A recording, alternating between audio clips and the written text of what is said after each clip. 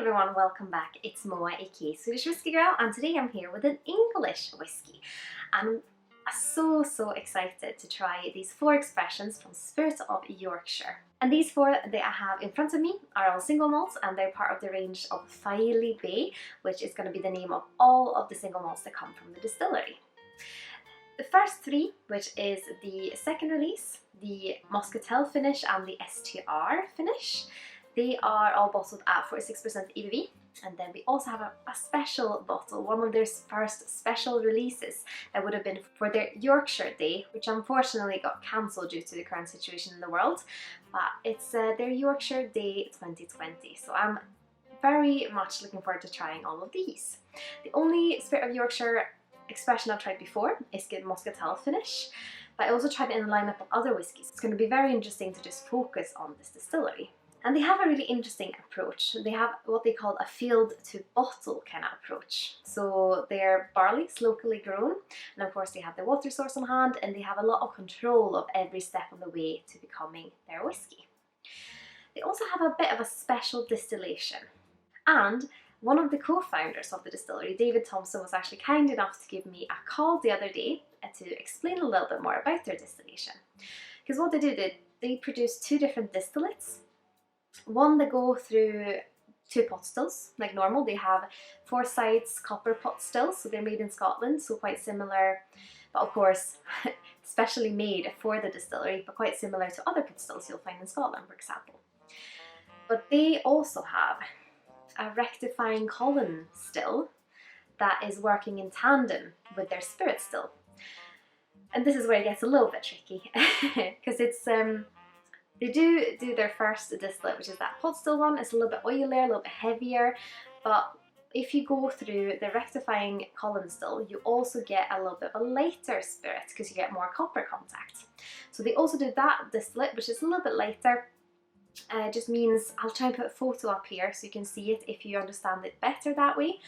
But it basically can go a few different ways, and then they blend these together depending on what type of spirit that they would like, and then they mature it. So they did have quite a unique approach to it, and not sure if it could be called single malt in Scotland because of the rules and regulations, but of course all these 4 are classified as single malt, but in the end just the flavour that matters, of course. And another thing I want to point out is that these bottles are stunning. I really like what they've done with their branding. I'll put up some photos of the boxes because they all have these, they're similar but they have different colours, and the colours are very appealing, I think. And they also have these stunning, if you look closer at the bottles, they have a really nice kind of engraved glass design, and they have a logo of a gannet, because I believe close to the area where the distillery is, or if it is the area where the distillery is located, they have Europe's largest population of gannets. So very interesting distillery indeed, but now we're going to get to trying some spirits. And this distillery, they started distillation I believe in May 2016, so they're a fairly new distillery. And they did a first release, and now they've also released their second release, which is the one we're going to try first today. And they see it as kind of a step on their way to getting a flagship bottling. But all these bottles are also natural colour and unchill filtered, and like I said earlier, this one also sits at 46% ABV, just like the first 3 we're trying. And when it comes to maturation, this has been matured in a selection of bourbon casks, so primarily bourbon, but also blended with 1 sherry cask. And let's start by having a look on the nose.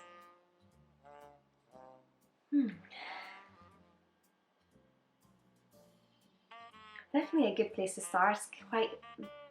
Definitely a vanilla that greets me initially. Like a very, when you try a bourbon whiskey, you kind of want it to be a bit like this. It's a little bit fruity, but also that vanilla coming through.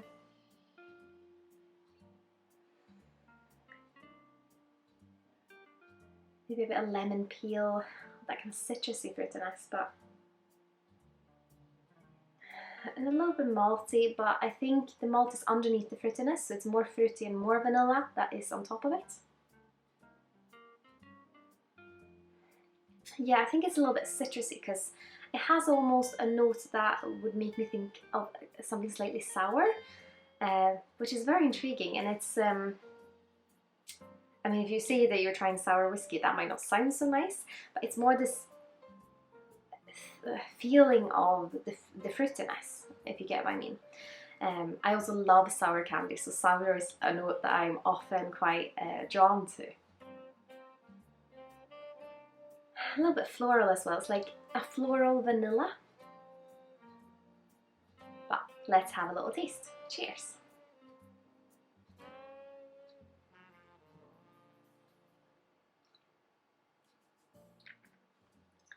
It has, the first thing you're greeted by is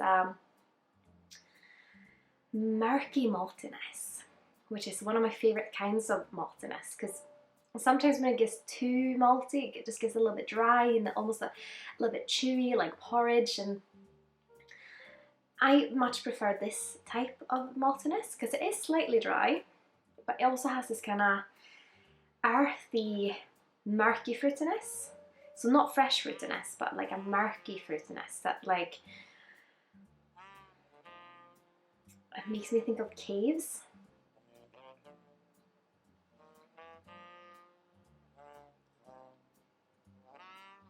In the middle there's fresh fruits, like apricots and peaches. Maybe a little apple peel. And on the finish you get this kind of lemon zestiness.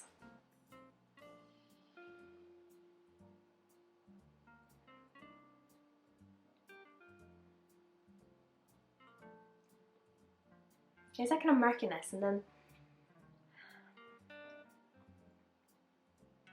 the feeling in your mouth is like, it's quite light, but then it leaves these lovely tannins that are slightly drying. I think the fresh fruitiness in the middle of everything just holds everything up really well. There's that murky fruitiness, so like if you were eating fruits and malt in a cave, that's the kind of feeling it gives me. And more vanilla on the nose than probably on the palate. On the palate, more fruitiness and citrus. Interesting. We'll probably come back to some later, but let's move on to the Moscatel finish.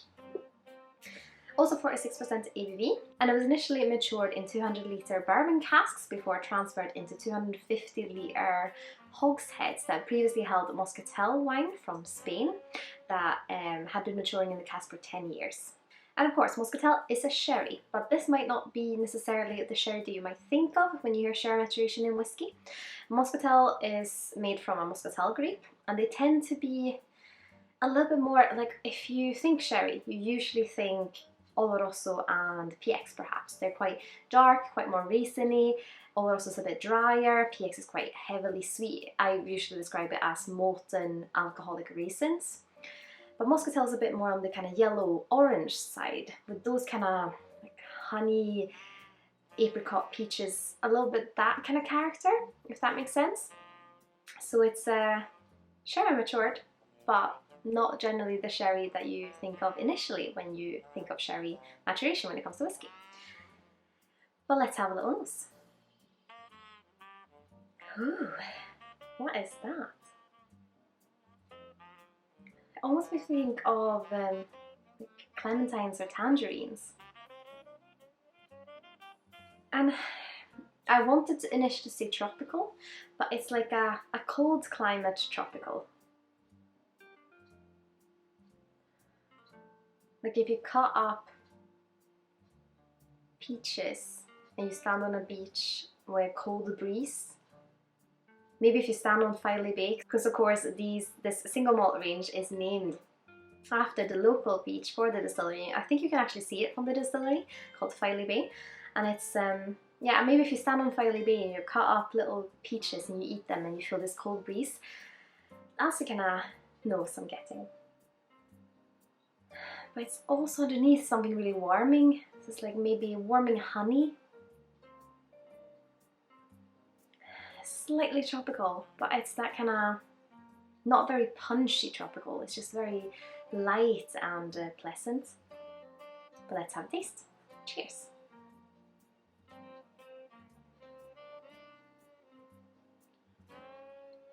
More punchy tropical on the palate.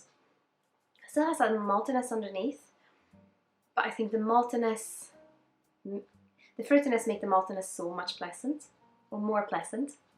It's definitely like a mixture between like apricot and oranges or clementines, so that kind of sweet, warming citrus fruit mixed with kind of stone fruits and their sweetness.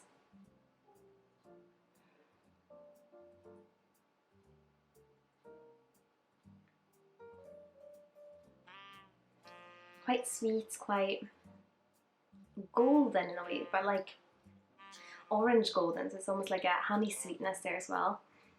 Like tropical and honey sweetness is probably how I would kind of sum up this whiskey.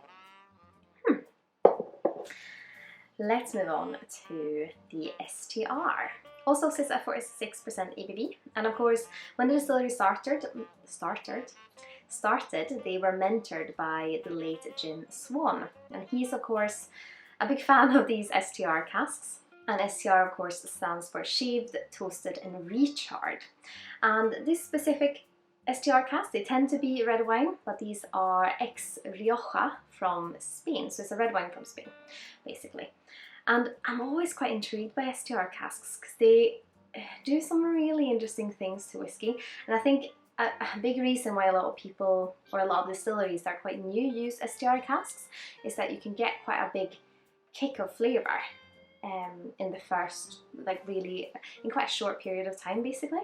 And this specific expression has matured in ex-bourbon casks before being finished in these STR casks. So let's start by having a little look on the nose. Ooh.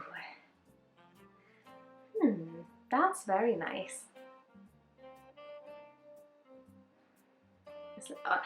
Makes me think of like plums in a cave initially.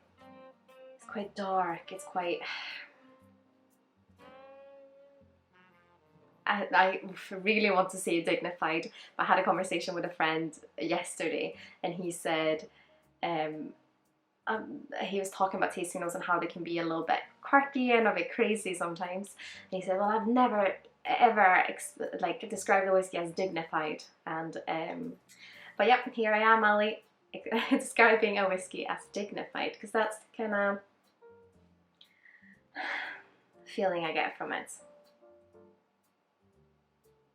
Plums and maybe a little bit of strawberries as well. Quite murky plums and strawberries. Quite dark and quite well ripened. That's a very, very lovely nose, that. I mean, they're all so nice because they all have like such a distinct character. But let's have a little sip. Cheers.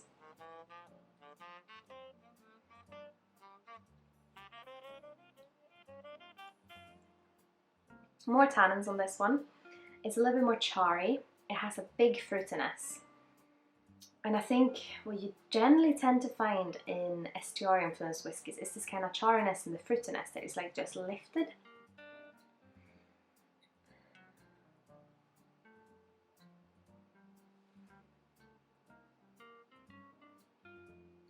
It's like plums and strawberries and that charry edge. And on the finish, the char just kind of vamps up to leave this kind of, it's like a cinnamon spice and char. And the char, if you don't know what char is, it's almost like the feeling you get in your mouth if you've been eating like toast that's been really heavily toasted, so you have like that black sooty bit. But char is more, not as bitter as soot. In my head, anyways. I don't generally eat soot and char, but that's how it works in my head when I try to explain these and how they differ from each other.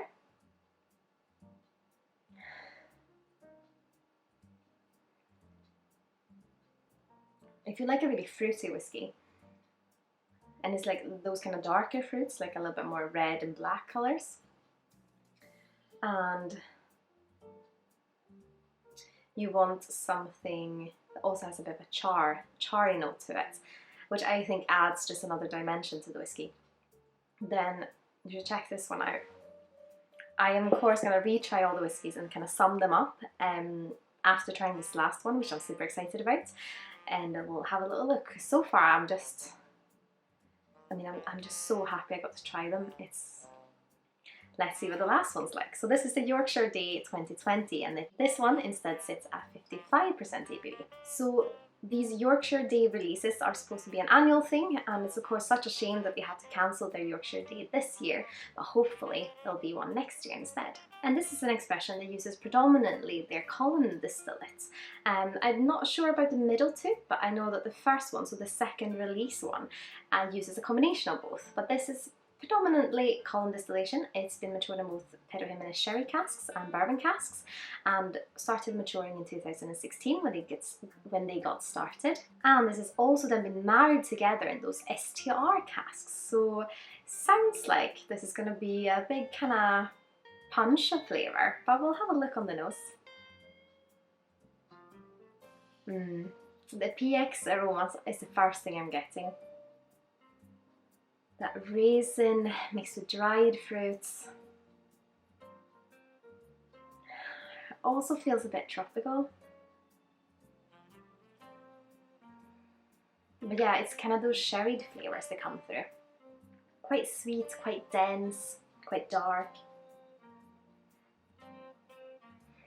But let's have a taste. Cheers!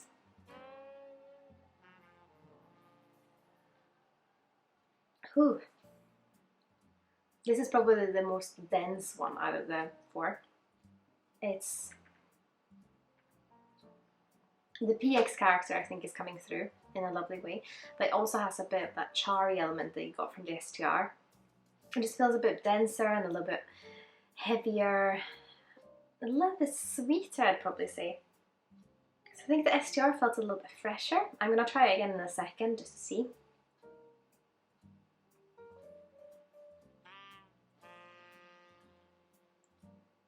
And because of the higher ABV, definitely has a punch to it. You can feel the difference between the 46 and 55% ABV, and it's not difficult to drink at 55. It just leaves this really warming alcohol burn. I think the PX stands out, but it's not a sherry bomb like an Abuna or a 105 from Glenfarclas, but it's still a lot of PX flavours coming through.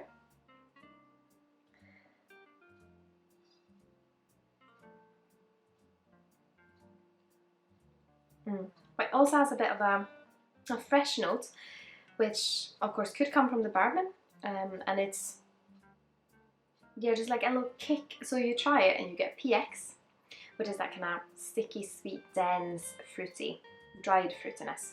Dark, black, red, but more fruitiness than berry notes, because I almost got a little bit more berry notes on the STR. But then in the middle, so you get PX, and then in the middle, just a little bit of a little hello, is that fresh fruitiness, which just enhances, like lifts the middle experience. If you see it as a line, so in the middle it just peaks up, and then it goes back to being more like PX with that STR finish, because the charriness kicks in. A little hello from the bourbon casks perhaps, but it's and now it lingers with this really fruitiness and it's quite robust.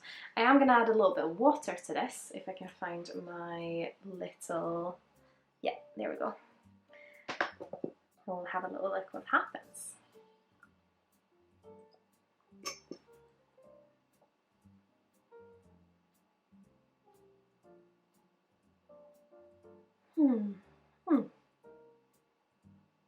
Fresher, but also a little bit oakier.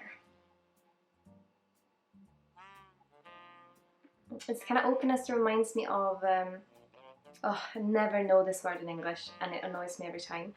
But if you buy the water and you have this wooden structure that you can go out on, and usually boats can kind of just kind of park next to it, and you can kind of jump from it in, don't know what it's called, but a brygga in Swedish. Yeah, that's the kind of woodiness it makes me think of, like kind of a summer oakiness.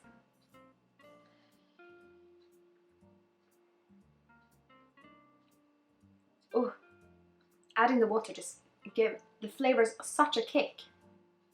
I think the ABV before, even though it felt like it was the biggest flavour experience, it's hid some of the flavours, and now that you added water, they just kind of got a big push. And this warming burst of flavours just came out, and it's the same, the kind of charry fruits, not berries, but fruits, darker, redder, dried fruits, like raisins and of course sultanas and like dried apricot and stuff, because there's definitely like a sweetness in it, but because of the charriness, it just kind of parks the other flavours without being overly sweet. But it definitely has, you can definitely taste the PX in it. So if you like PX, might be a good one. But I'm gonna have a little quick taste through them and have a little look, and we can kind of sum it up. Oh, fresh, it's so vanilla. It's like vanilla shortbread and fresh pears.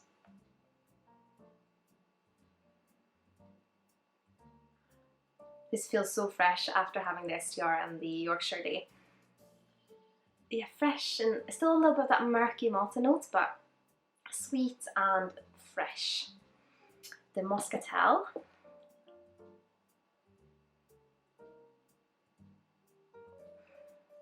This, I know not many will get this, but there's the Ginseng Origins Moisture Boost Cream, which is my day cream, which I use a lot.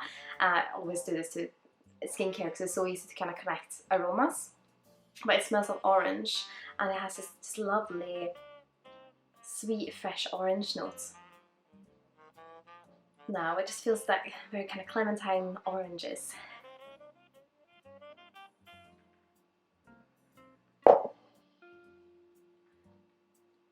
It's the same character on the palette, that kind of orange, tangerines, honey notes. And the STR.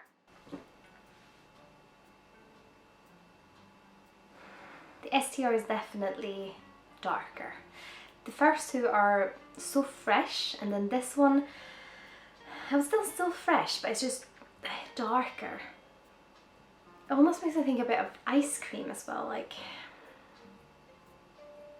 some sort of fruity ice cream, like cherry ice cream or like plum ice cream, with that kind of dark fruitiness but mixed with the kind of gelato ice cream vibe. I mean, definitely an ice cream I would eat.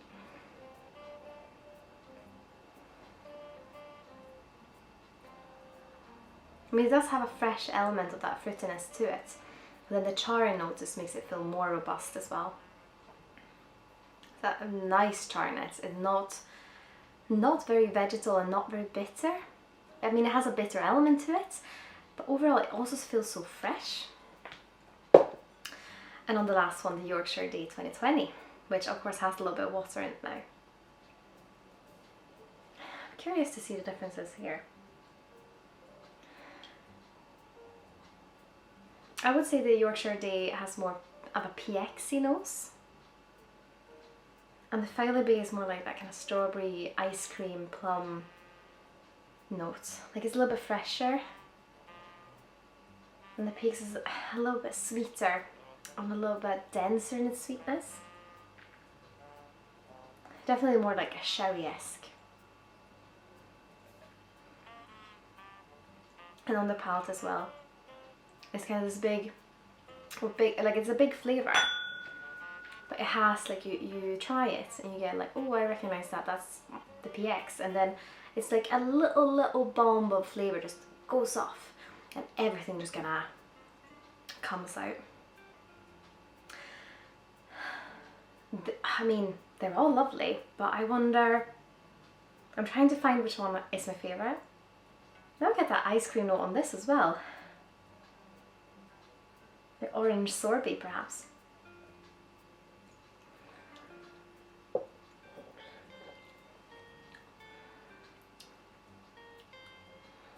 The Moscatel one is probably the one that has most vegetal note to it. It's still very fresh.